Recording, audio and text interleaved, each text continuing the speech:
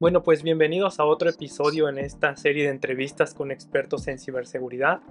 Y hoy tenemos el placer de estar con el doctor Moisés Salinas, que, bueno, seguramente también muchos ya lo conocen. Es profesor e investigador en el Centro de Investigación en Computación, en el SIC, con quien también tuve el honor de estar de asesorado. Fue mi asesor durante maestría y doctorado. También compartió muchas experiencias conmigo y bastantes tips en estos viajes de Japón y demás. Ahorita nos contará un poco de su experiencia también allá. Y bueno, muchas gracias por aceptar esta entrevista y por tomarse el tiempo de compartir un poco de su carrera y cómo ha surgido esto. Muchas gracias. Gracias, Javier. Muchas gracias a ti. Gracias por la oportunidad de compartir algunas ideas, experiencias, tips y, bueno, en general, pues tener la posibilidad de llegar a una audiencia que seguramente está con muchas ganas de estudiar, de involucrarse en estos temas. Y pues lo que les podamos platicar del camino andado seguramente en algo les podrá ayudar a tener una mejor trayectoria y sobre todo, pues también a no equivocarse en las cosas que de repente uno aprende también así, ¿no? Claro, Gracias. claro. Adelante. Sí, bueno, y no sé si para comenzar quisiera contarnos un poco sobre usted y en específico cómo fue su primer contacto con ciberseguridad.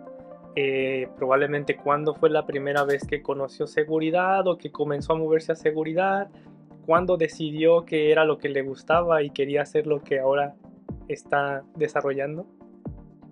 Pues con gusto. Es una historia un poquito curiosa porque de hecho yo no estaba en seguridad. Había un equipo que estaba en seguridad, algunos colegas que por aquí ya han compartido contigo algunas pláticas. Y yo estaba en un equipo que trabajaba con Linux.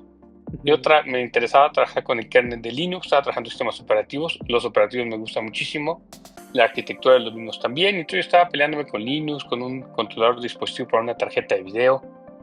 En ese camino me puse, aparte de hacer trabajos ahí con el kernel, algunos pininos ahí para un device driver, pues el equipo de al lado está haciendo seguridad y pues yo usaba mucho Linux, entonces empezamos a platicar desde en aquel entonces trabajando con el grupo de usuarios de Linux en Culhuacán, en el sitio de Culhuacán, el GULEC, que le llamábamos en aquel entonces por ahí del 97 seguramente habrá sido.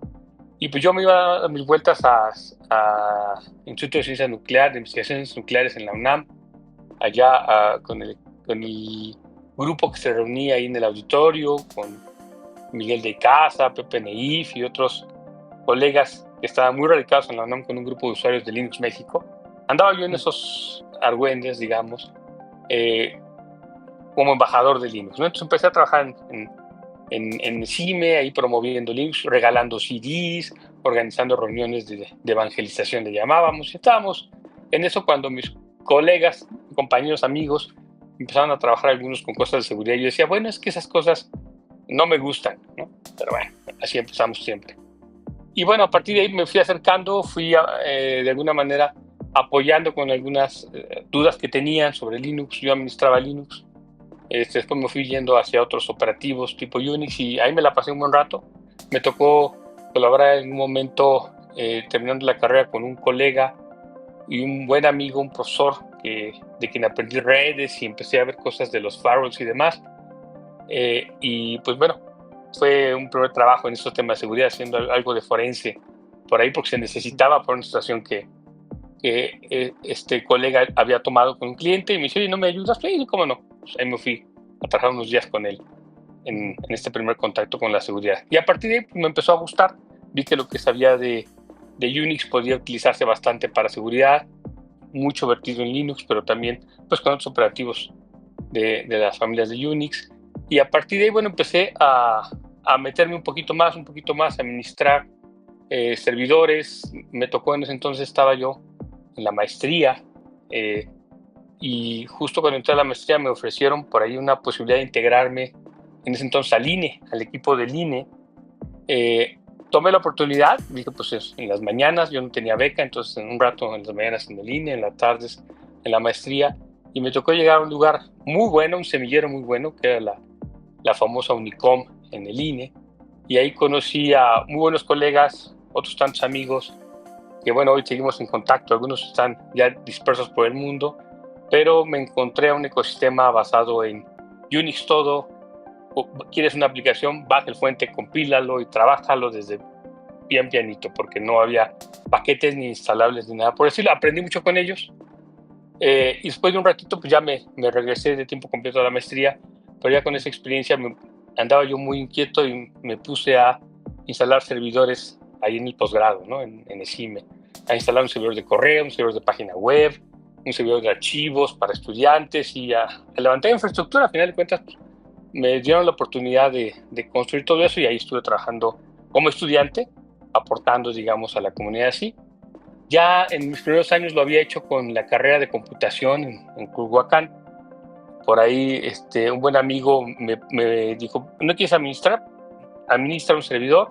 Empecé a hacer eso y bueno, ahí contamos con el primer servidor de correo de ingeniería en computación en aquel entonces. Conocí a los colegas de conectividad del Politécnico porque tenía que gestionar algunas cosas y bueno, de ahí se fue dando esta parte de sysadmin. Pero yo todavía no entraba a seguridad de lleno, ¿no? Eventualmente ya cuando me toca escoger tema de tesis, pues mis amigos estaban trabajando en seguridad, ya trabajaban cosas de seguridad en sus temas de trabajo final de licenciatura. Yo hacía cosas de kernel de operativo. Y me acerqué con un profesor que estaba trabajando con ellos, Rubén Vázquez, y me propuso una idea interesante. No conocía yo nada de funciones hash, me pasó un artículo y se me hizo interesante, y empecé a leerlo. Al paso del tiempo, otro profesor que trabajaba con FPGAs me dice, oye, pues ¿por qué no haces algo, esa función hash en un FPGA? Y por ahí empecé a trabajar hace muchísimos años, con herramientas que hoy ya no se usan, pero en un lenguaje como AHDL, una variante muy a modo de Altera para el caso de Verilog, perdón, para el caso de VHDL, todavía no usamos Verilog allá, y sobre eso estuvimos trabajando. Hice mi tesis de maestría en implementación de la función SHA-1 en aquel entonces en un FPGA, y pues prácticamente pasé esos 2 años entre administrando Unix, ya poniendo firewalls, ya poniendo algunos servicios adicionales de seguridad dentro de la red de la sección de graduados donde estábamos estudiando y haciendo la tesis.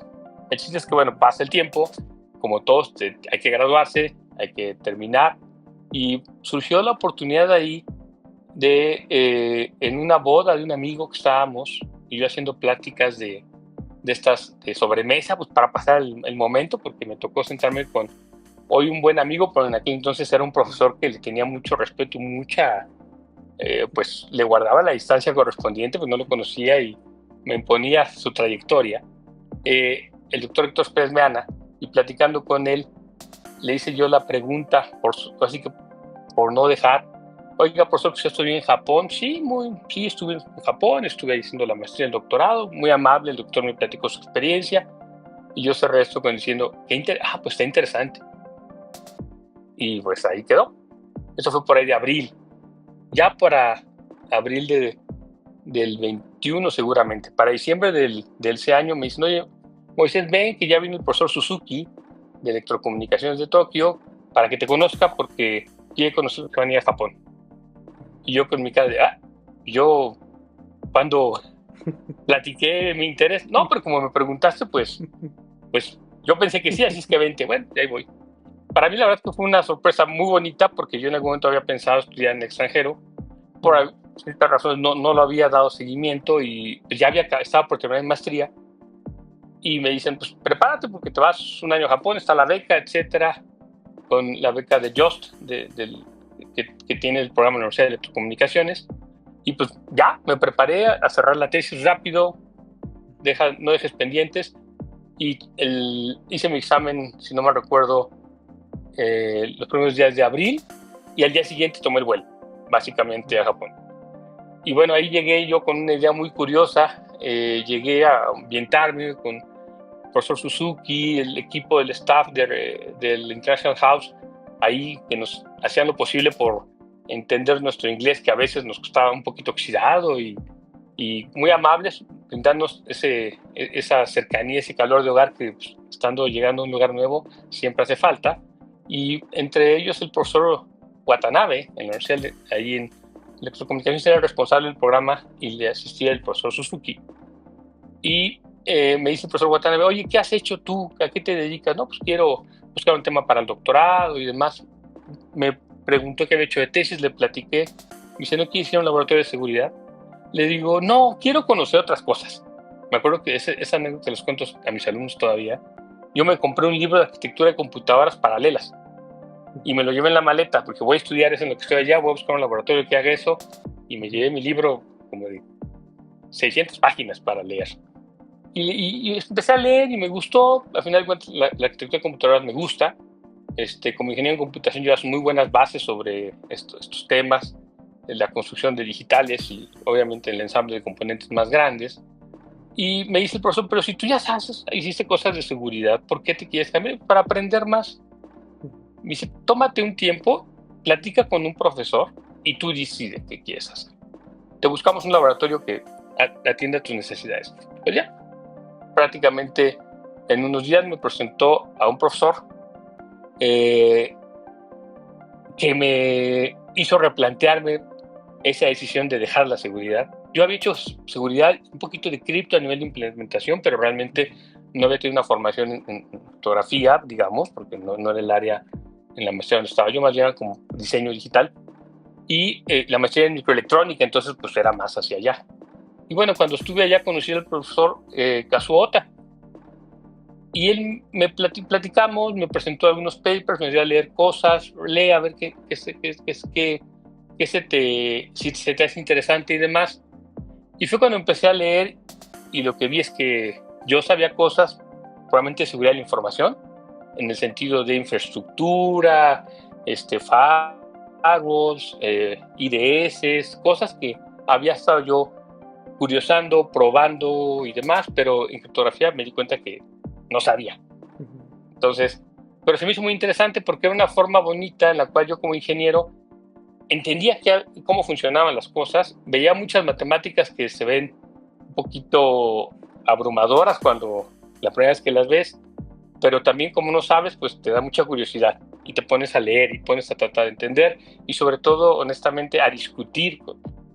Y eso prácticamente me hizo eco y decir, bueno, creo que quiero trabajar en criptografía. Eventualmente, de los temas que escogí, trabajé con un tema que es micropagos. En aquel entonces se estaba tratando de generar más allá de pagos electrónicos convencionales que tienen un costo computacional considerable, tanto en el procesamiento como durante la transmisión, porque son piezas de datos grandes. Y hablábamos de algo que se llama micropagos, ¿no? Para pagar centavos de dólar. Y había protocolos, muchos protocolos, y por ahí el doctor Ota me propuso en su momento un artículo, y dice, léete a ver qué opinas, a ver si te gusta. Y era un paper de Ronald Rivest con Silvio Micali. Se llama los esquemas de pago MR, básicamente, de Micali y de Rivest. Y me puse a leer, eventualmente empecé a trabajar con eso, me gustó, no entendía muchas cosas, pero gracias a mucho tiempo, paciencia, dedicación de profesor Ota, pues bueno, me fui adentrando en estos temas, entendiendo y sobre todo disfrutando esta parte de entender cómo estaba operando esto, ¿no? Desde una lógica de un protocolo criptográfico, que era lo que se hacía, y las funciones y las primitivas que se utilizaban y demás. A partir de ahí, bueno, pude generar una idea interesante, al menos detectar un problema en ese artículo, un problema de abuso en el funcionamiento del protocolo como estaba planteado, una vulnerabilidad, y pues de ahí ya sacamos un artículo primero para un simposio local en Japón. Estuvimos todo el equipo de laboratorio, que por supuesto era un equipo muy interesante porque eran todos estudiantes japoneses muy amables, que me hicieron sentir esa camaradería de un laboratorio en un sentido japonés, que es una cosa que no encontré en otro lado, por la camaradería que se vive ahí. Y pues eventualmente nos fuimos a presentar al simposio, todo muy bien. Me tocó mi primer speech en inglés y bueno, con más valor y con más disposición que con un inglés muy técnico, hice mi mejor esfuerzo y funcionó. Bueno, se presentó. Al poco tiempo, recuerdo, lo tengo muy presente, me acuerdo que el profesor Ota, ya cuando venía yo de regreso, fui un año nada más a Japón, cuando venía de regreso, antes de que saliera yo, Él había ido a Estados Unidos, había regresado ya a Japón, había ido a un congreso y había tenido una charla con el profesor Rivest.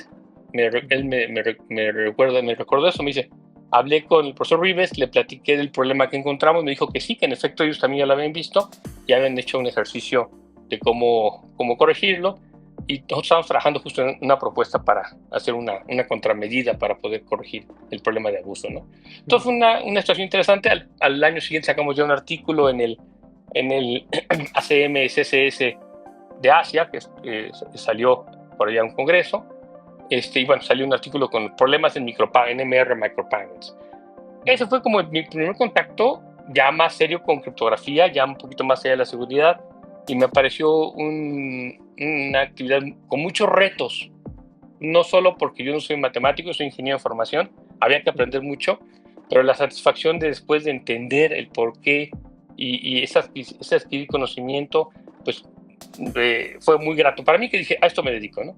Regresé acá a México, regresé al laboratorio en el CIME con el profesor Rubén Vázquez, que había sido mi director de tesis de maestría, el doctor Duchenne también, a trabajar con ellos, y eventualmente ya me tocó una experiencia interesante que me dicen, bueno, ya acabaste, pues ahuecando el ala que vienen los siguientes chicos, ¿no?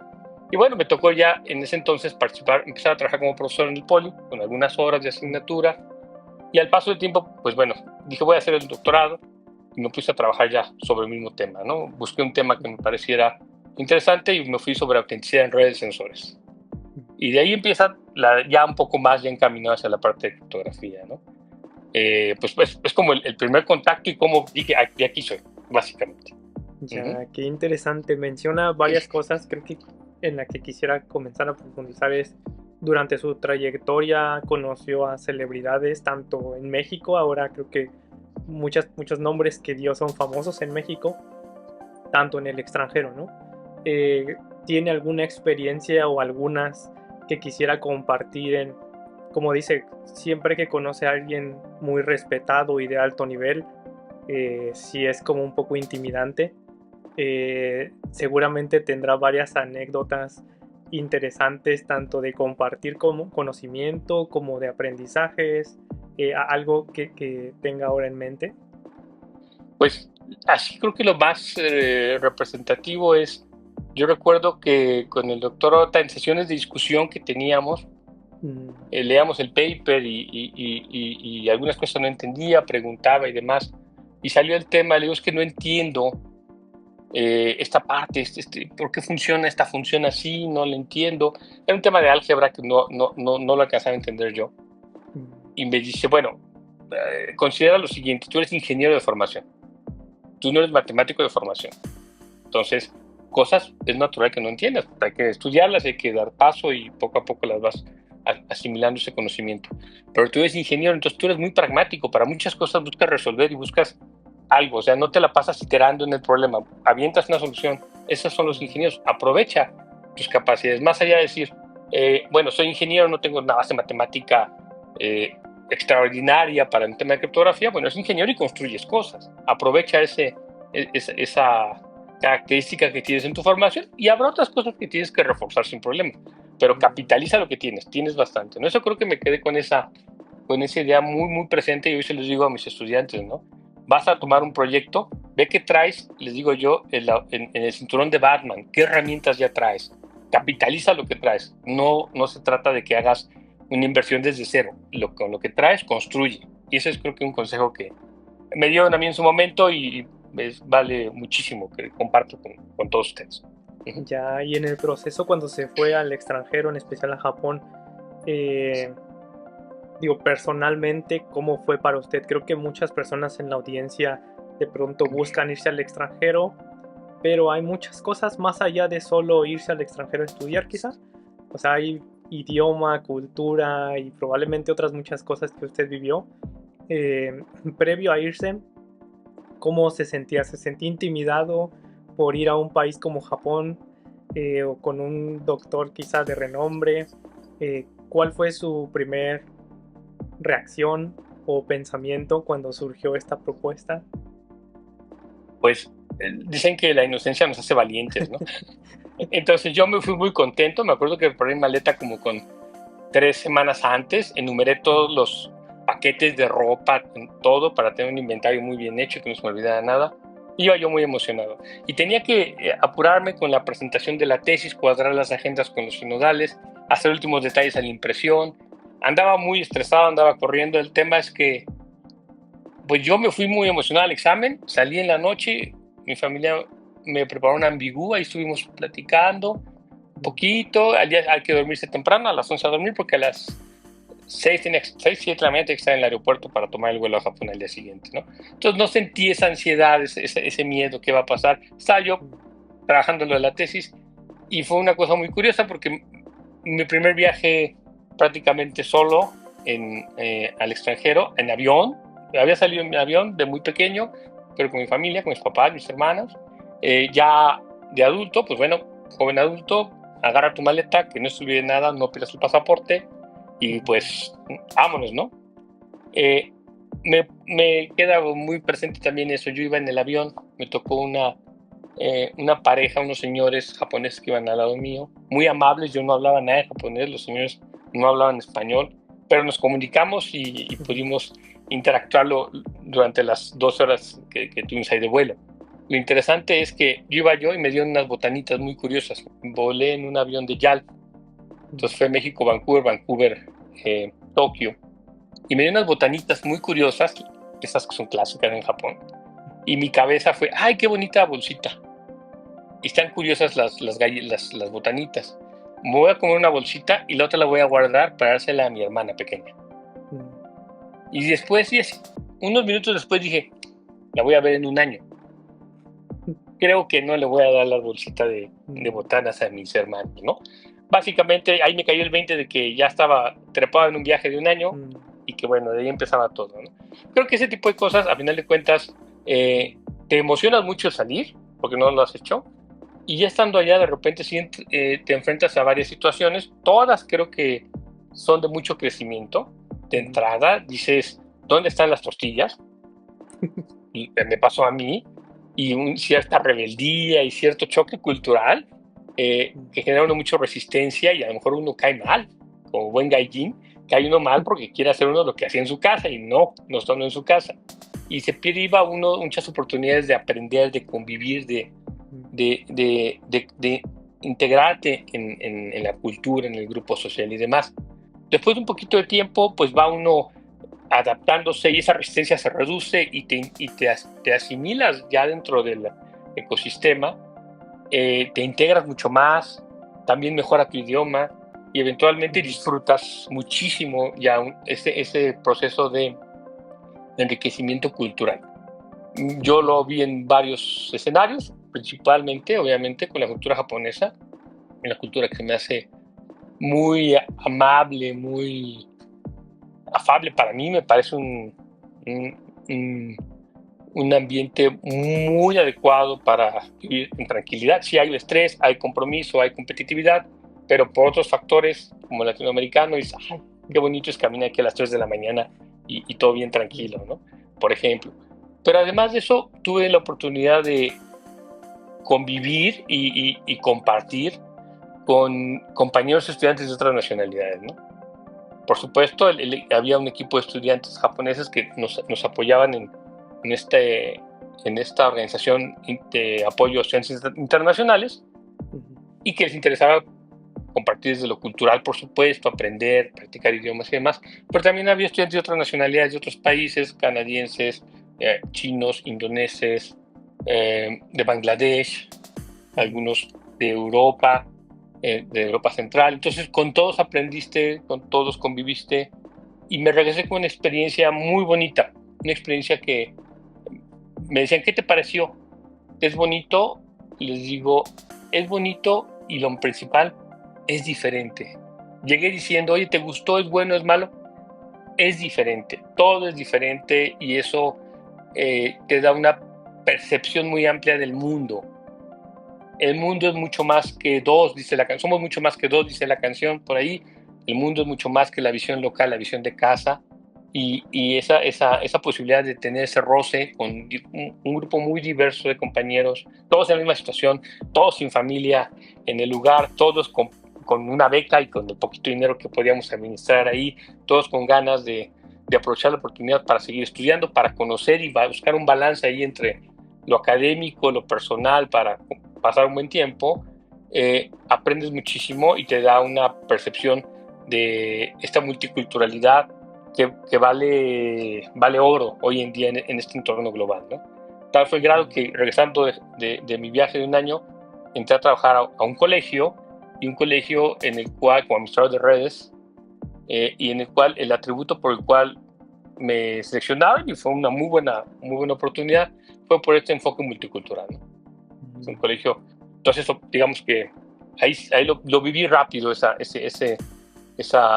capitalización de la experiencia, ¿no? Y bueno, ahora ya al paso del tiempo, con más experiencia, con más responsabilidades, con la posibilidad de recibir estudiantes ahora extranjeros también, de promover que estudiantes se vayan a otros lados también, pues eso lo difundes y lo cultivas y lo promueves muchísimo, ¿no? Que aprovechen siempre esa oportunidad.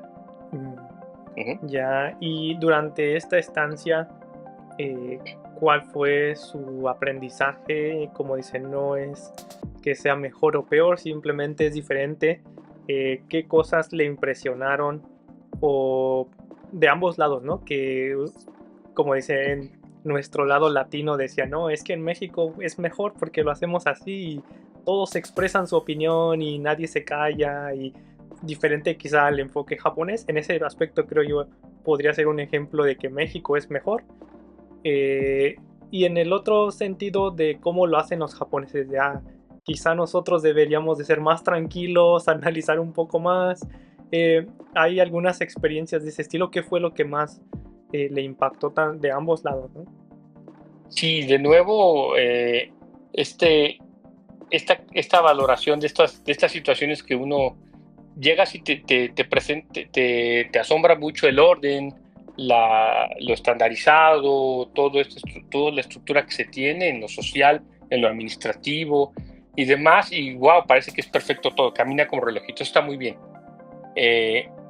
Algunas cosas de esas les digo yo a mi esposa hoy, le digo, es mi TOC, y seguramente se reforzó un poco ese TOC estando en un esquema tan estructurado y demás. Bueno, eso está padre. Pero también otra cosa que me hicieron ver allá, hablando de este tema de protestar, en este tema de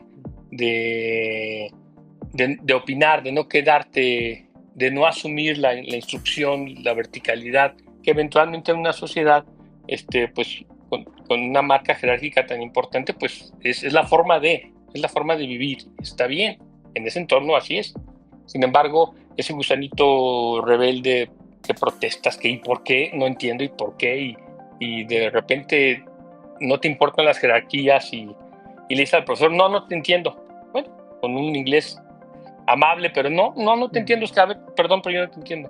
Con ese desenfado, que a veces mis compañeros decían, oye, tranquilo, no seas rudo. No es rudo, simplemente no entendí.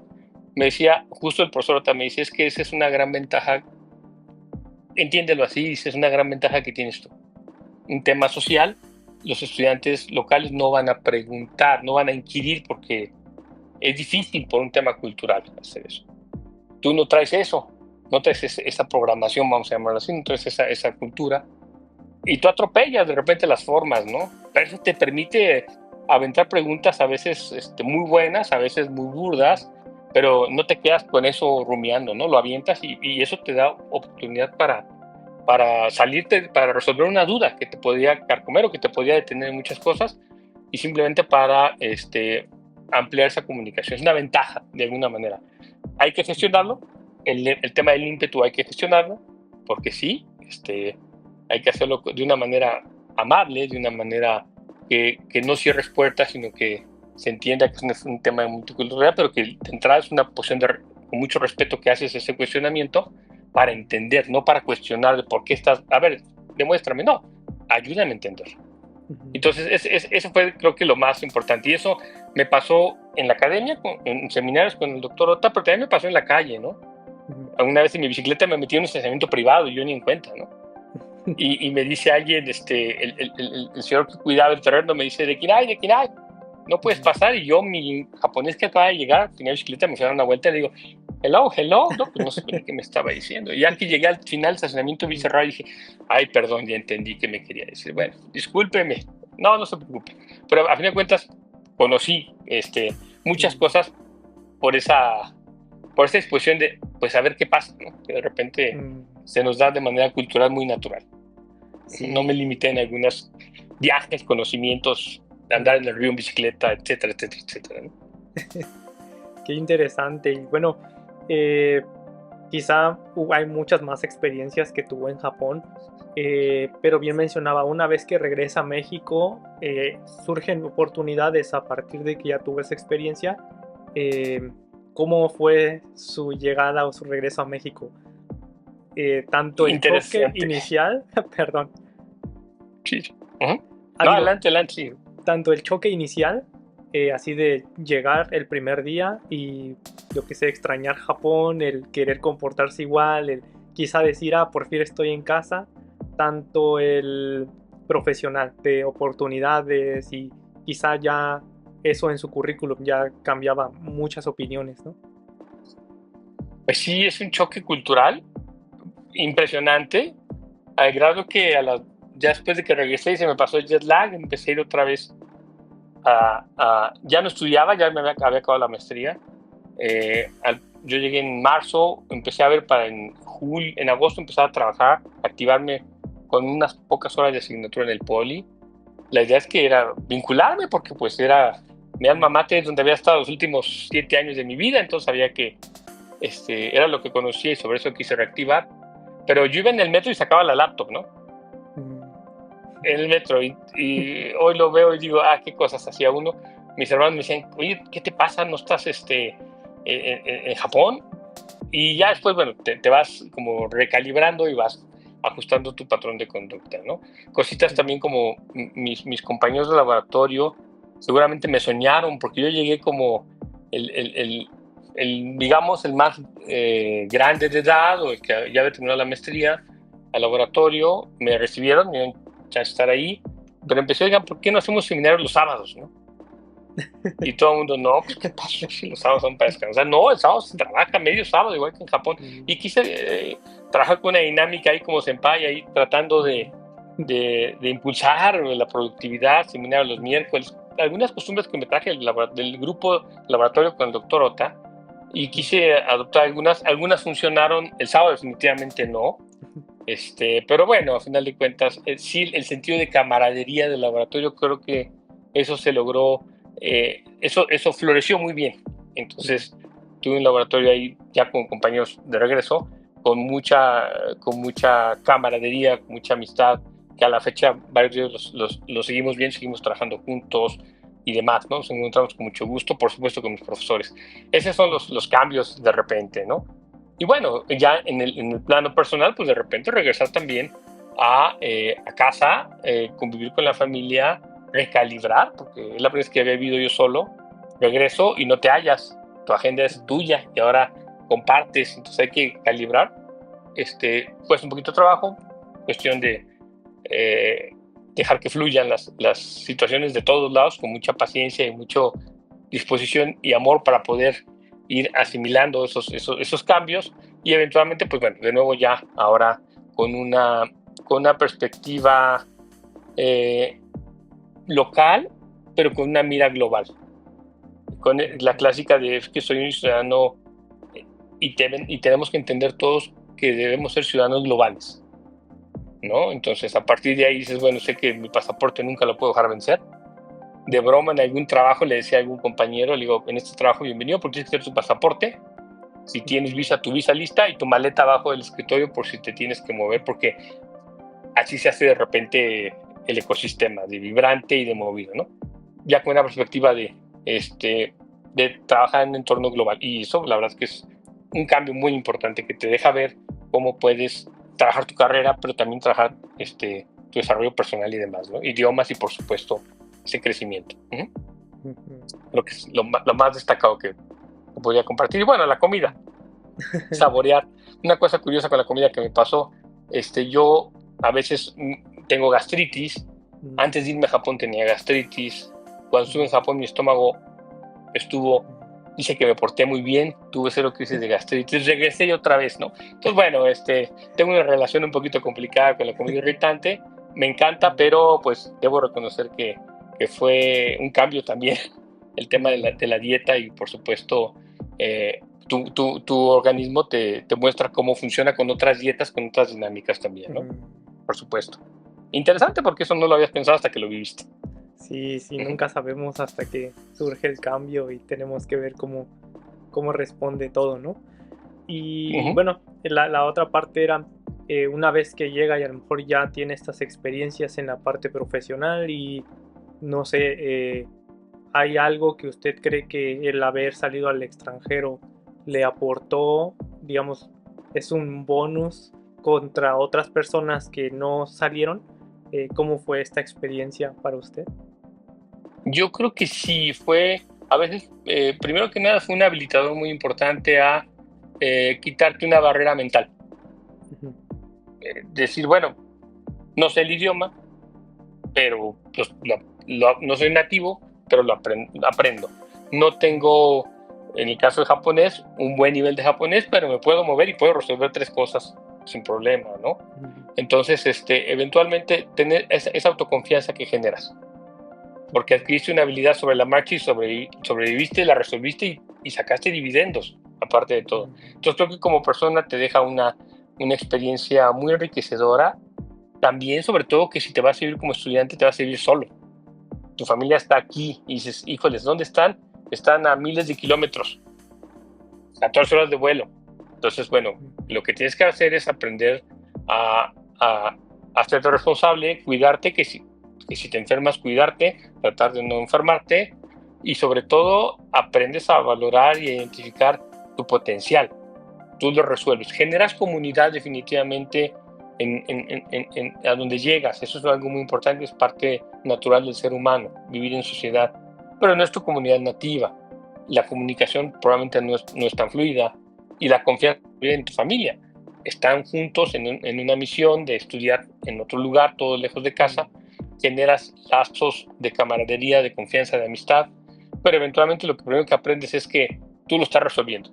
O sea, esa capacidad de adaptarte tú, y es algo que te hace crecer muchísimo, ¿no? Y lo valoras hasta que lo tienes ahí. Eso creo que es el mejor valor que te puede dar una movilidad al extranjero como estudiante. Para todos, porque esto sumado a la multiculturalidad, pues bueno, te da una plataforma diferente para trabajar y para poder, pues, no solo en lo profesional, sino también en lo personal, ver la vida diferente, ¿no? Ya, y bueno, quizá moviéndonos un poquito de tema, usted está en la parte académica, pero también ha trabajado mucho con proyectos con empresas y cosas de ese estilo. En esta parte del sector, digamos ya empresarial, académico, ¿cuál cree que son las mejores, peores diferencias entre México y el extranjero? Donde, bueno, en el caso de Japón, donde sabemos que la relación academia-empresa es muy vinculada comparado con México, y una vez que regresa, incluso quizá ahora que usted ya coordina proyectos y es capaz de tomar decisiones de alto impacto ya en la sociedad, intenta también usted traer esta perspectiva de no tenemos que estar tan desconectados, quizá con la experiencia que ya se llevó de Japón podríamos hacer algo mejor. ¿Cómo ha sido esto para usted? Sí, ha sido muy, muy interesante. Yo después de regresar de Japón estuve estudiando el doctorado y después ya más como profesor a medio tiempo, y hubo un cambio importante para mí que fue dejar esa alma mater, dejar esa escuela donde estuve 5 años de carrera, 2 de maestría, 4 de doctorado, y cruzar al otro lado de la ciudad. Yo estudiaba en el sur y llegar al norte de la ciudad, al CICA, Centro de Investigación en Computación, un centro de posgrado, un centro que llegué yo para apoyar a desarrollar proyectos y con un ritmo muy ágil. Entonces, me tocó ver un cambio importante en el instituto, en diferentes instancias, diferentes unidades, como la disposición para trabajar al ritmo de la industria, de las empresas, tienes que entender las necesidades de ellos, el ritmo de ellos y el requerimiento de ellos. Ellos no se van a detener a un proyecto a ver si jala. Ellos van a hacer un proyecto, una exploración, y si funciona van a ir con todo a resolverlo rápido, porque eso les va a generar dividendos, les va a generar ahorros, les va a generar posibilidades nuevas de negocio, y desde el punto de vista de la empresa se entiende. No puedes estar desperdiciando recursos. En las universidades, de repente, cuando no tenemos eso muy entendido, nos cuesta trabajo entablar ese diálogo, ser compatibles con los tiempos de la empresa. Los tiempos académicos a veces, sobre todo en México, llegan a ser un tanto laxos, con calmita. No, es que lo necesitan ya. Y a veces nos cuesta trabajo engancharnos en ese tren de tiempo que tiene la industria, que tienen las empresas, para tener soluciones en la mano. A mí me tocó la fortuna de llegar a este centro con una dirección, un momento, un liderazgo muy importante, muy ágil y muy comprometido con el desarrollo tecnológico, resolviendo proyectos del sector público, sector privado, con requerimientos muy interesantes e importantes por las áreas usuarias que iban a beneficiar de las soluciones, que no había opción de que no jale. Sí, como todos los proyectos, pues algunas cosas tardaban más de lo normal, algunas cuestiones que hacer adaptaciones y demás. Un equipo muy bueno que me tocó ver una estructura muy ágil para desarrollar proyectos, ¿no? Eso a mí me funcionó muy bien porque no sentí esa extrañeza, digamos, ya de cómo lo que había visto yo en Japón y la dinámica que se tenía acá con este grupo en el SIC. Pues bueno, eso fue, oye, que hay que trabajar la clásica, ¿no? Oye, que vamos atrasados con el proyecto, pues sí, nos vamos a las 10, 11 de la noche, ¿no? Oye, que seguimos atrasados, programa el sábado y el domingo y vamos a trabajar 3 semanas a días seguidos, ¿no? Y lograr la meta. Que es de pronto una dinámica que yo siempre les cuento esta anécdota en Japón. Yo había planeado ir a desayunar en Navidad, el 25 de diciembre, con mis amigos del programa de intercambio, y había una entrega de paper el 25 de diciembre a las 8 de la noche. Entonces yo llegué al laboratorio a ver quién había, y estaban todos. Oye, que era Navidad, pues sí, pero hay entrega de paper. Entonces, ¿qué me tocó? Sentarme a terminar mi paper, porque no jugar hasta ver si lo entregaba en la noche, ¿no?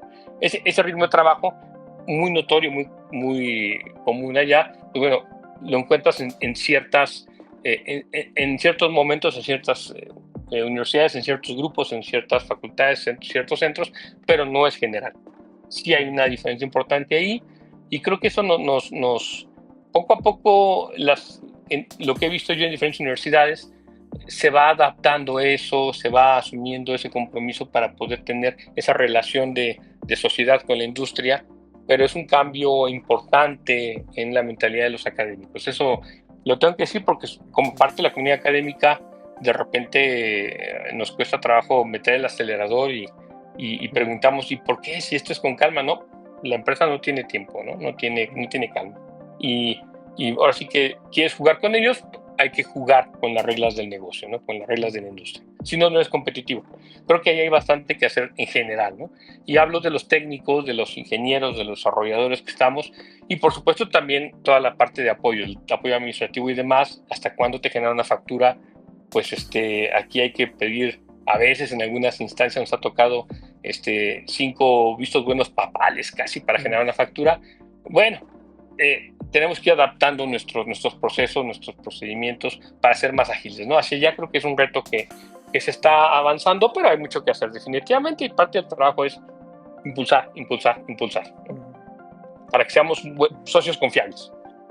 Sí, bueno, ahora usted tiene la oportunidad de formar muchos estudiantes, y que ahora muchos de sus egresados ya son profesionales que están probablemente en el área académica, probablemente en la industria.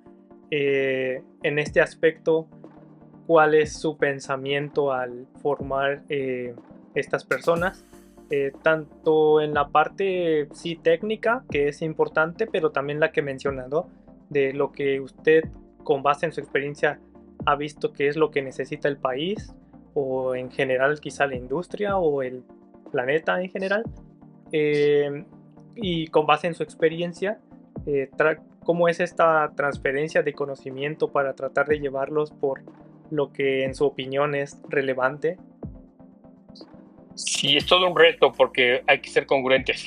Entonces, Eso nos lleva a una dinámica en la cual pues hay que promover un nivel de exigencia importante. De repente he tenido la fortuna, lo tengo que decir, y no es por echarte flores también, que a mí nos tocó trabajar juntos, me tocó dirigir una parte de tu tesis, pero en general me ha tocado la fortuna de trabajar con muchos estudiantes muy comprometidos, muy disciplinados, que saben a lo que viene, entonces no te toca plantearles eso como una prerrogativa porque ya la traen, ¿no?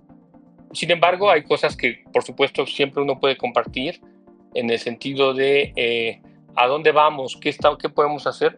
Cuando te metes a un proyecto de 2 años para una maestría o 4 años para un doctorado y la pregunta es, ¿por qué voy a hacer esto en mi vida? Digo, le vas a dedicar bastantes horas y puedes ganar. Siempre se los digo, es importante tener en cuenta que va a llegar un momento en que vas a ver a tus compañeros. A mí me pasó y creo que a todos los estudiantes y los estudiantes de posgrado les ha pasado, que llega el fin de año y cuando estás becado por CONACYT, CECITI o quien te dé la beca, pues te llega tu beca en diciembre, ¿no? Normal. Y tú ves a tus compañeros de la escuela en una reunión de fin de año con compañeros egresados y volteas y te platican y te muestran los aguinaldos. Híjoles, se siente feo.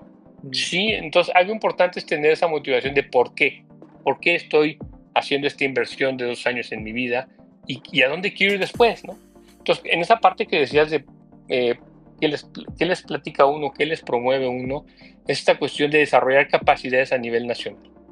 Creo que estamos en una industria muy noble. La industria de las TICs es una de las industrias más nobles. Sí contaminamos, sí, pero si no pregunten a todo el minado de bitcoins que cuánto ha contaminado, sí, pero aún así es una industria muy noble en el sentido que la inversión que requieres para formarte como especialista en el área no es como un químico, como un dentista, como algunas otras disciplinas que requieren muchísimo material. Y también te permite no solo formarte, sino generar ecosistemas productivos de una manera bastante ágil. Entonces, eventualmente tu formación como tecnólogo, como científico, debería tener como resultado un impacto muy importante a tu sociedad. Yo creo que cuando caemos en cuenta los que estamos en el negocio de la formación de nuevos cuadros, de brindar tu experiencia y ese acompañamiento para la formación de nuevos especialistas, uno no les enseña, eso es claro, uno los acompaña. Ustedes hacen su proceso. Espera uno hacer ese acompañamiento que sea lo más creativo que se puede, aunque a veces a lo mejor podrá haber algunas pifias. Sin embargo, cuando está uno en ese enfoque trabajando y te das cuenta que el desarrollar estas capacidades en especialistas, en nuevos especialistas, van a tener un impacto muy positivo en la sociedad, resolviendo, la frase lo dice, ¿no? Poniendo la técnica al servicio de la patria, nuestro lema institucional, pero si lo aterrizamos mucho más es resolviendo problemas que las organizaciones en el tema particular de ciber, pero para todas las disciplinas se aplica, tienen y que necesitan cuadros que sean capaces de afrontar los retos, las necesidades que se tienen ahí. Pero además, digo que es una industria muy noble porque nuestros egresados, nuestros estudiantes, exestudiantes, es gustoso ver cómo algunos toman con mucho valor y con mucho coraje la decisión de emprender y entonces se vuelven motores económicos. Y de eso se trata este ecosistema. O sea, vamos a formar como parte de los egresados, algunos van a ir a la academia, sí, les encanta, qué bueno, formen nuevos cuadros, pero no todos. Otros se van a ir a atender posiciones de toma de decisiones, posiciones de liderazgo en ciberseguridad, en las organizaciones, sí, y a lo mejor nos van a estar ayudando ahora con la migración postcuántica, que vamos a platicar más adelante de ello. Seguramente sí. Y habrá otros que van a poner su empresa y van a volverse un motor económico. Entonces yo les digo, se trata de generar motores. Vas en un avión y si durante el vuelo puedes ir fabricando motores para ponérselos, pues al final vas a tener una mejor condición de vuelo, si no es que una mayor velocidad y demás, mayor maniobrabilidad que pudieras tener. Desde el punto de vista social, creo que eso se trata, generar capacidades en nuestros estudiantes para que sean en su momento ya graduados, con una amplia capacidad de despliegue en lo social, en lo económico, por supuesto de la mano de un conjunto de valores éticos muy importantes. En nuestro tema ese tema de la ética es insalvable. ¿Por qué? Porque tenemos control y tenemos acceso y la responsabilidad de un activo muy importante que es la información. Tenemos que cuidarlo, como el médico tiene que tener un tema ético muy firme, nosotros igual. Entonces, este conjunto, digamos, de valores que los egresados tratamos de que se lleven, pues es con la intención de que tengan un papel muy importante en la sociedad, ¿no? Generemos más motores económicos, generemos más motores de desarrollo, generemos movilidad social. Hacia allá, cuando lo entiendes así, dices, bueno, tengo sueños, estoy desvelado, tengo que calificar unos ejercicios, tengo que terminar el paper con mis estudiantes. Es parte del esfuerzo conjunto que hacemos, ¿no? Tengo que revisar lo que escribieron, sí. Con eso ganas ese punch adicional, pero también lograr transmitir ese enfoque, creo que les da a los estudiantes ese punch adicional de asumir la responsabilidad de la oportunidad que tienen en sus manos, ¿no? Y volverse ese factor de cambio social. Desde la disciplina que nos toca, por supuesto. Claro, y bueno, menciona ahorita, más bien este punto es un poco más encaminado hacia los estudiantes y cómo es la contribución de ustedes como investigadores en el aspecto, digamos, humano. Pero digo, también existe la otra parte que platicaba un poco, ¿no? Los artículos, el contribuir a la ciencia, el generar nuevas ideas, el cubrir conocimiento que no ha sido explorado. En este sentido, digo, claro, tiene que ver con su experiencia y su, digamos, el área que ya estudió por mucho tiempo, pero sigue siendo grande, ¿no? O sea, aún estando en ciberseguridad y un mundo de temas, en este sentido, ¿cómo, digamos, por así decirlo, cómo elige sus batallas? ¿Cómo elige, quiero explorar este punto cuando ya hay un mundo de posibilidades por explorar, ¿no? Sí, es toda una decisión diaria, ¿no? Un amigo y vecino de cubículo tiene una frase que la voy a citar, no es mía, es de él, el buen Rolando Menchaca. Me dice es que me pagan por hacer lo que me fascina. Qué maravilla. Y coincido totalmente. Te gusta resolver problemas, te gusta entender cómo funcionan las cosas. La mayoría de los que estamos en ingeniería seguramente desarmamos nuestros radios en casa para ver cómo funcionaba. A mí me tocó desarmar la computadora de mi papá siendo contador con la que trabajaba, la desarmé en la casa, la armé y volvió a funcionar, afortunadamente. Pero esa inquietud, esa cosquillita siempre está viva. Eso te hace que cuando ya te vas perfilando sobre una especialidad, sobre una trayectoria, yo en particular, sí es criptografía, pero por el tema de tesis he estado muy cercano a dispositivos muy chiquititos, por redes de sensores, ahora IoT, etcétera, pues te sigues y ahí tienes bastante experiencia, bastante conocimiento y seguramente aportas con mayor facilidad. Pero siempre está esa cosquillita de voltear a ver otro tema y está interesante también. Justo creo que ahí el tema importante es, por un lado, mantenerte competitivo. Entonces, si tienes una beta que has estado invirtiéndole varios años de tu vida para conocer, para ganar cierto grado de expertise y que eventualmente te está dando dividendos, tienes ciertas capacidades para contribuir en generación de conocimiento, en generación de tecnología, pues es importante que sigas, que esa parte no la descuides, por supuesto. Pero también es importante seguir adquiriendo nuevas habilidades, complementando visiones. Y en el tema de ciber en particular, pues echar un vistazo a los nuevos cambios que hay, las nuevas tendencias, las nuevas pues amenazas también, y pues siempre esto te mantiene como más vigente, ¿no? Eventualmente. O sea, no solo la disciplina que atraes, sino ir poco a poco cultivando algunas de manera muy superficial, algunas otras eventualmente te llaman mucho la atención y te clavas a trabajar con ellas, ¿no? Eso es importante. Y bueno, para eso, pues la verdad es que el ecosistema de la academia te da una ayuda muy fuerte, que es que tú puedes colaborar en codirecciones, ¿no? Si me interesa trabajar, no sé, algo sobre malware, que es un tema de ransomware y demás, que tiene un impacto social muy alto, sobre todo en el tema de expedientes médicos, sobre todo, que es muy grave esa situación. Y yo no sé tanto de malware, pero tengo un buen colega que hace malware y que analiza malware, entonces me acerco con él y me permite acompañarlo en algún comité tutorial, un stream committee de una tesis, o a lo mejor inclusive ya en un momento como un codirector. Entonces me permite aprender de otras cosas donde yo no soy Yo aporto desde mi perspectiva, aporto desde cierta capacidad de análisis y sobre todo cierto conocimiento sobre cierta área, pero me enriquezco también al colaborar en esos proyectos de tesis, como comité de tesis, y ya en algún momento como codirector, y por otro lado también en los proyectos de investigación colaborativos, ¿no? Se trata de aportar desde tu trayectoria actual, desde tu perspectiva actual, que refleja cierta capacidad de resolución, y sumarte a, hoy lo platicamos mucho, la computación ya no se cultiva para la computación también se está desarrollando para ayudar a resolver problemas de otras disciplinas, entonces te permite moverte a través de la transdisciplinaridad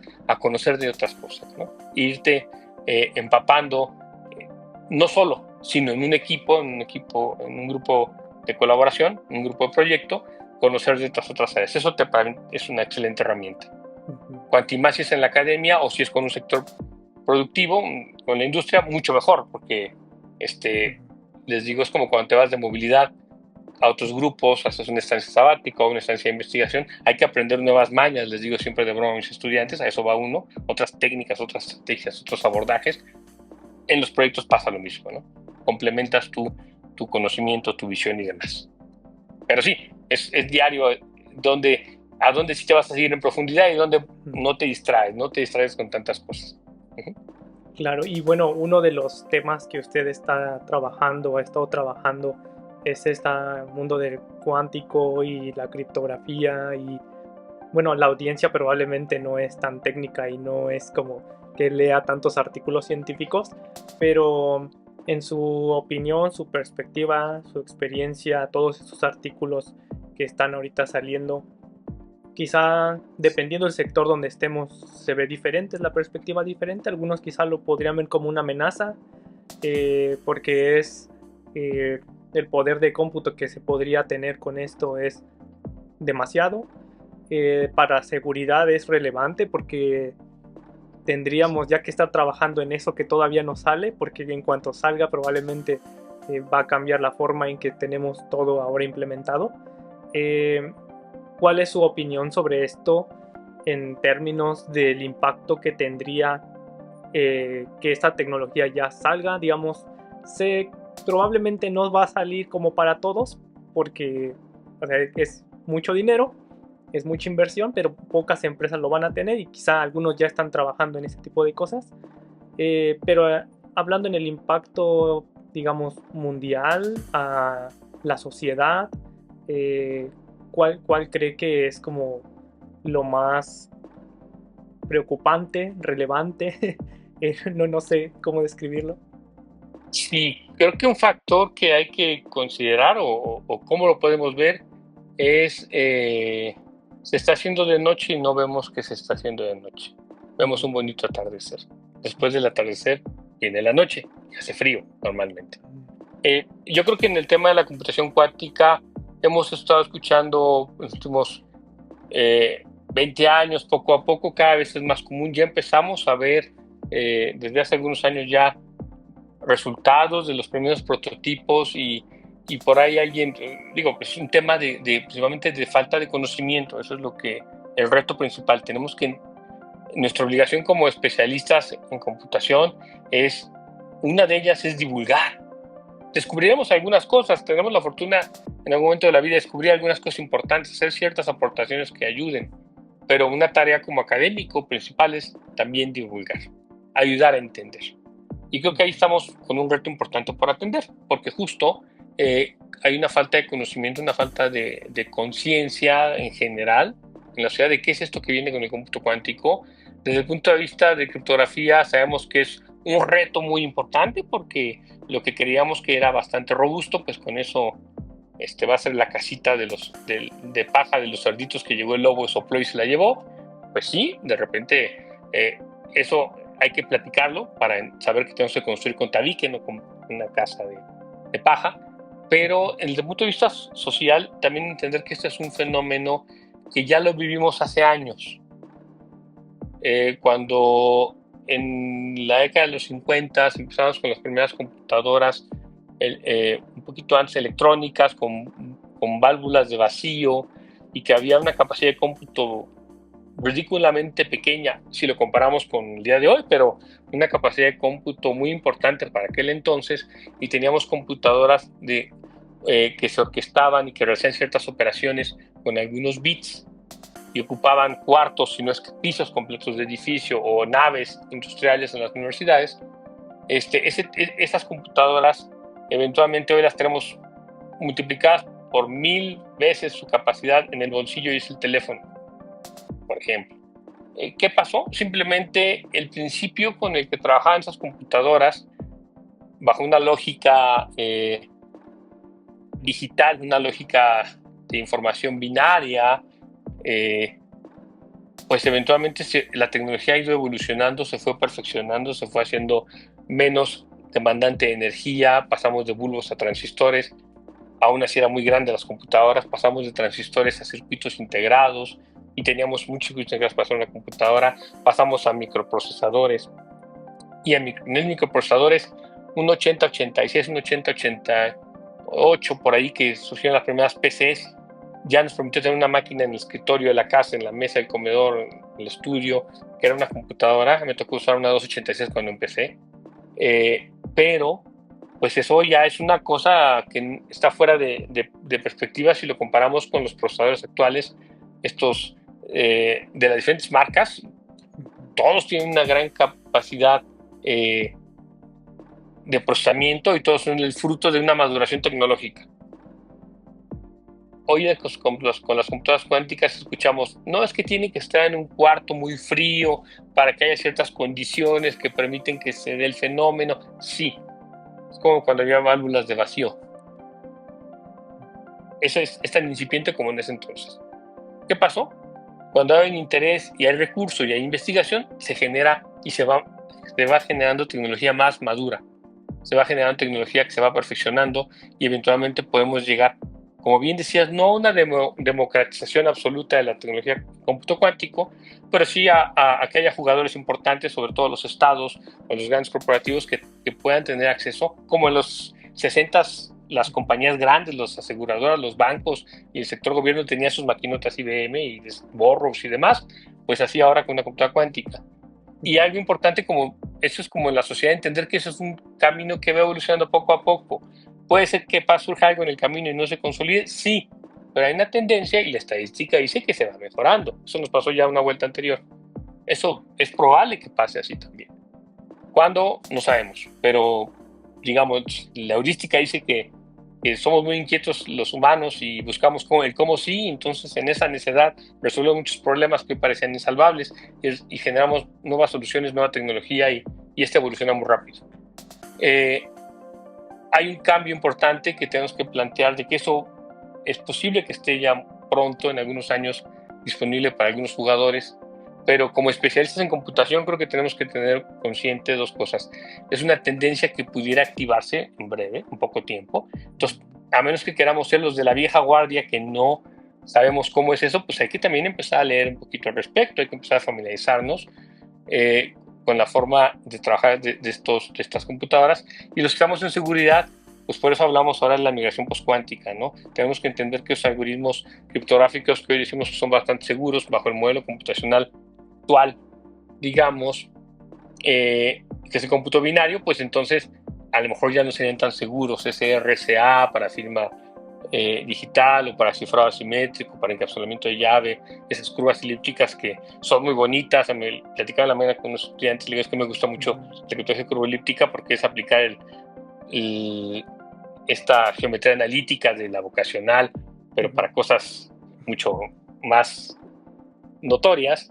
Pues eventualmente esto pudiera ser comprometido. Entonces esa tecnología y esos algoritmos que usamos, que comprendemos y que hoy están desplegados a nivel comercial en muchas y miles de organizaciones, de certificados digitales, por ejemplo, en el SAT, con la firma electrónica, etcétera, etcétera, etcétera, ya no va a ser seguro. Entonces tendríamos que estar preparando ya el siguiente cartucho, y el siguiente cartucho es la criptografía postcuántica, ¿no? Que cambia un poquito, cambia el problema matemático, cambia cómo son los algoritmos, cambia cómo se construyen los esquemas, hay que ajustar los protocolos también, pero como computólogos sabemos que la única constante es el cambio.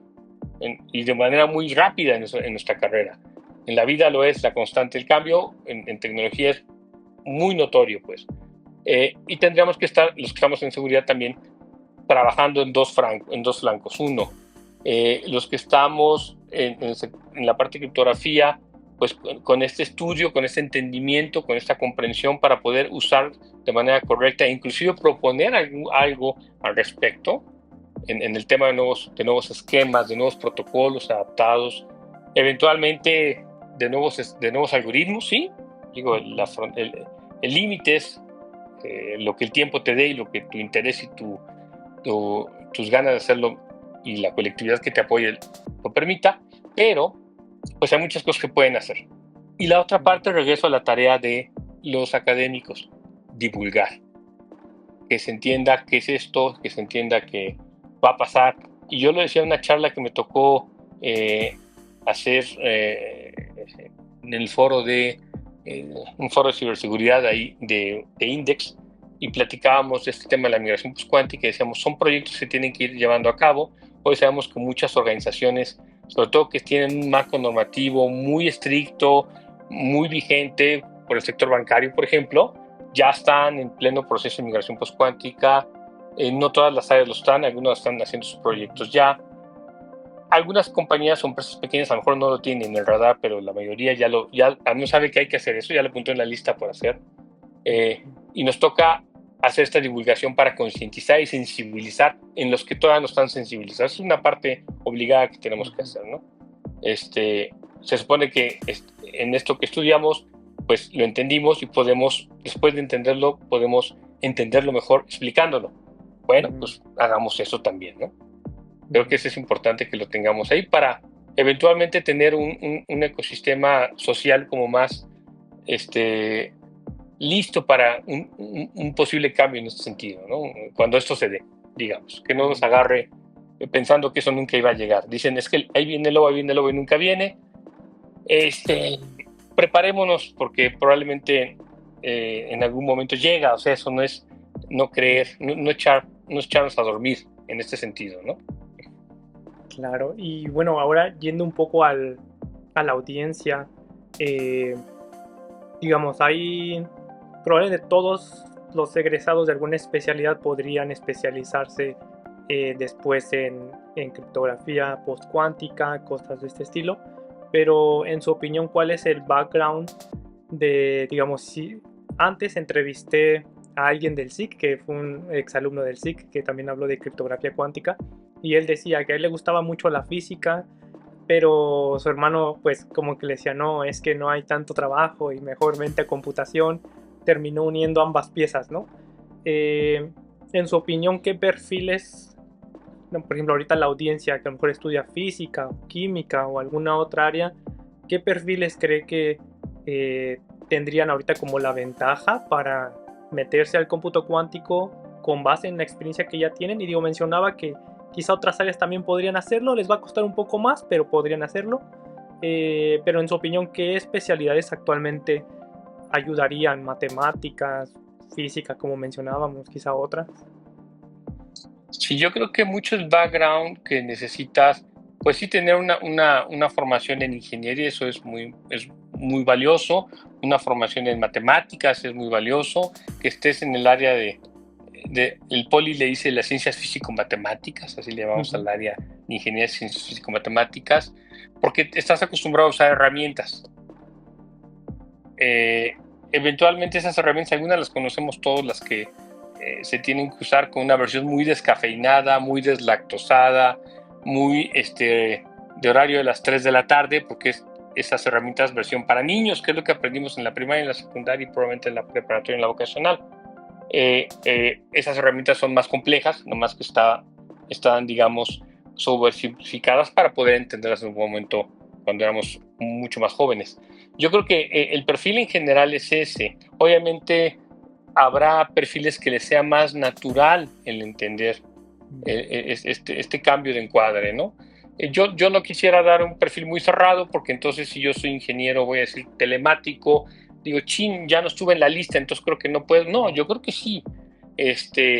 Mucho de lo que nos va a definir es este interés y este punch que le pongamos a estudiar. ¿Nos va a costar trabajo? A lo mejor nos va a costar trabajo, pero si lo queremos hacer y tenemos algo importante, es un ecosistema adecuado, va a ser mucho más fácil. Por eso hablamos siempre de cuando de repente platicamos con los estudiantes acerca de los programas de posgrado, los laboratorios, los grupos de investigación cumplen ese rol de generar ese ecosistema favorable. Porque si estoy estudiando algo que no lo entiendo, tengo mi compañero al lado, mi amigo de 1 año, 6 meses, que estamos ahí viviendo en el posgrado, y si no, en la comida, en las hamburguesas o en los tacos, sale el tema de sobremesa y de repente me ayudan a entender algo que no tenía yo claro, ¿no? Esa colectividad nos da esa fortaleza. No estamos solos en este ejercicio, eso es muy importante. Si bien a veces se ve la figura del estudiante de posgrado como esa entidad que es un poco antisocial y que se abstrae mucho, sí nos abstraemos, pero es más padre cuando trabajamos juntos, porque nos es más fácil el camino a todos, ¿no? Y construimos cosas más grandes todos juntos y no nos tropezamos con la misma piedra. ¿Qué chiste tiene eso, no? Entonces yo no diría de un perfil específico. Yo creo que sí es importante que tengan nociones de estas carreras en áreas físico-matemáticas. ¿Por qué? Porque a lo mejor algún matemático puede estar muy familiarizado con la cuestión de la abstracción y pues, este cambio de paradigma que se utiliza. Sin embargo, si él no está muy acostumbrado a programar, pues esa parte de repente de empezar a trabajar con ahora las ventanas de tiempo que tienes ahí con IBM, con algunas otras compañías que te dan acceso a una computadora cuántica, va a ser muy, pues no la va a explotar tanto porque a lo mejor no programaba tanto, ¿no? Veía teoremas y en esas partes es lo que le gusta y lo que tiene buena capacidad. Por eso no digo de un perfil, porque dependiendo del perfil hay diferentes cosas que puedes hacer, ¿no? Y hablaste de cómputo cuántico, pero si los llevamos al tema de criptografía es lo mismo. Habrá estudiantes que son de formación con cierto nivel de formalidad, de formalismos que han trabajado en su carrera y a lo mejor son muy buenos diseñando protocolos y pruebas formales. Y habrá otros estudiantes que son de áreas de ingeniería, que son muy buenos implementadores, ¿no? Y conocen bien las arquitecturas de procesadores, de los controladores y hacen implementaciones muy eficientes. De ahí no hay un perfil como específico, más bien es que te interese y que como decía al inicio, que sepas capitalizar las capacidades que ya traes para no regresar de cero. O sea, lo quieres hacer regresar de cero, se vale. Te va a costar un poquito de tiempo, pero lo ideal es ahora sí que lo que traes en la chistera, aventarlo para que eso empiece a producir, que te empiece a generar réditos y o te ahorres cierta inversión de tiempo y puedas usar ese tiempo en otra cosa, en desarrollar un poquito más adelante, ¿no? Entonces yo no hablaría de perfiles, hablaría sí que tengas ese conocimiento, esas herramientas para que entres pues sin miedo. Ya has trabajado con cosas un poco más, una versión más sencilla, a lo mejor, más simple, pero es la herramienta que ya conocía, ¿no? En la mañana platicaba con unos chicos que estaban trabajando conmigo como BIFIs, como becarios de investigación, y les decía una frase que un amigo me aplicaba cuando yo era estudiante, ¿no? Es que es álgebra de secundaria. El doctor Francisco Rodríguez del Simvestab nos decía eso cuando tomamos clase con él, y decíamos, exagerado. Y hoy se los digo yo a mis alumnos, les digo, cito al profesor Francisco Rodríguez, ¿por qué? Porque este es álgebra. Lo que pasa es que en el momento nos vendieron la versión light, pero la versión completa es esta. Es lo que ustedes ya saben, pero ahora ya con un contexto mayor y con mayor capacidad de maniobra y de entendimiento, ¿no? Por eso me refiero a que no hay como un perfil muy específico, porque eso de repente, así como decimos que hay muy buenos programadores que son de áreas que no tienen que ver con TICs, estudiaron, pero son buenos programando, sería injusto acotarlo ahí. Yo creo que no aporta eso. Claro, y bueno, ya para terminar, ¿hay algún contacto donde la audiencia pueda comunicarse con usted quizá para temas de estudiar esta área o cosas de ese estilo? Claro, con gusto. Yo mi correo, siempre les comparto mi correo institucional porque es como más fácil ahí que me encuentren, es msalinasr@ipn.mx. Estamos con la página del Laboratorio de Ciberseguridad, www.cisec.ipn.mx, por ahí lo ponemos en los subtítulos, ahí en la edición, pero se las comento ahorita. Y bueno, a través de la página platicamos un poco de lo que hacemos en el laboratorio. El laboratorio está en el SIC, el Centro de Investigación en Computación. Y bueno, también quiero aprovechar para hacer un pequeño comercial. Desde junio de este año me hicieron el honor de nombrarme coordinador de la maestría en Ciencias e Ingeniería de Cómputo. Yo soy ingeniero de computación de carrera, entonces esto lo he vivido desde que tenía 17 años. Pero ahora coordinando este programa de maestría, pues para mí es una excelente oportunidad para promover lo que es la ingeniería en cómputo, la ingeniería de cómputo desde la perspectiva de nuestra maestría.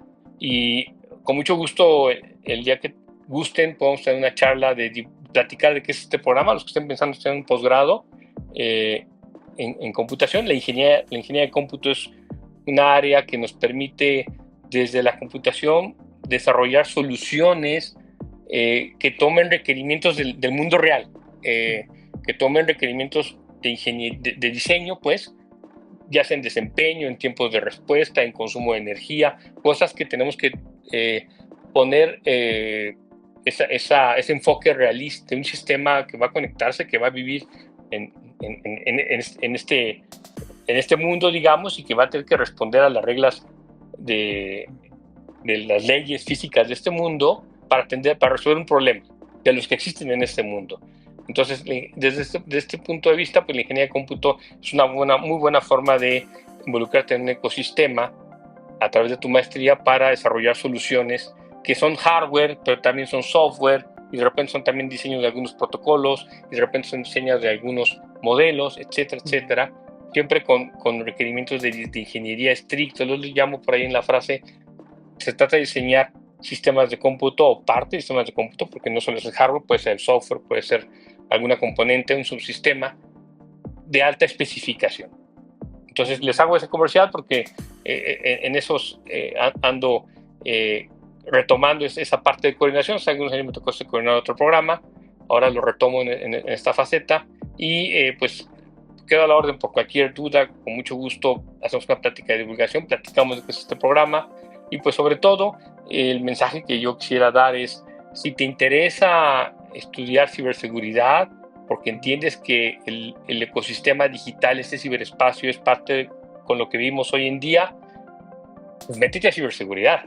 Si te interesa en particular entender cómo funcionan ciertas herramientas matemáticas para sacar provecho de ellas y resolver problemas que tienen que ver con la confidencialidad de la información, con la privacidad, ahora que está muy en boga la protección de datos personales, con la autenticidad de la información, es decir, te interesan cómo operan esos servicios que se sustentan en algoritmos, en primitivas, algoritmos, esquemas, protocolos criptográficos, pues es una excelente oportunidad. Vas a hacer un bonito reto mental, estos cursos mentales muy interesantes.